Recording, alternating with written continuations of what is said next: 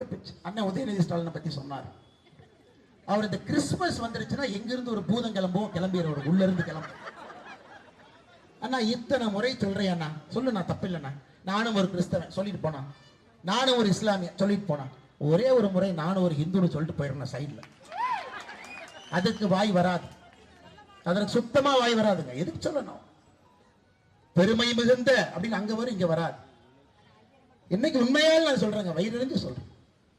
இஸ்லாமிய சொந்தங்களும் கிறிஸ்தவ சொந்தங்களும் நீங்களும் பாதுகாப்பா இருக்கணும்னா இந்த ஓட்டு பிச்சை எடுக்கணும்னு வீட்டுல முதல்ல நீங்க அனுப்பு. மோடி ஐயா இந்த ரோட் ஷோ கோயம்புத்தூர்ல முடிச்சுட்டுங்க, கோயம்புத்தூர் குண்டு வெடிப்புல உயிரிழந்த 58 பேருக்கு அஞ்சலி செலுத்தினார். நல்லா கேட்டுங்க இஸ்லாமிய கிறிஸ்தவ சொந்தங்களே, இறந்து போன இஸ்லாமியர்களுக்கும் அஞ்சலி செலுத்தினார்.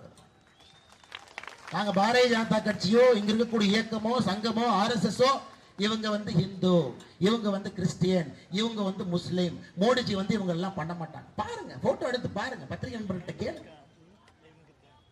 எங்களை பொறுத்தவரை இந்தியர்கள் தமிழர்கள் தான் எங்க அடையாளங்க, வேற எதுவும் கிடையாது.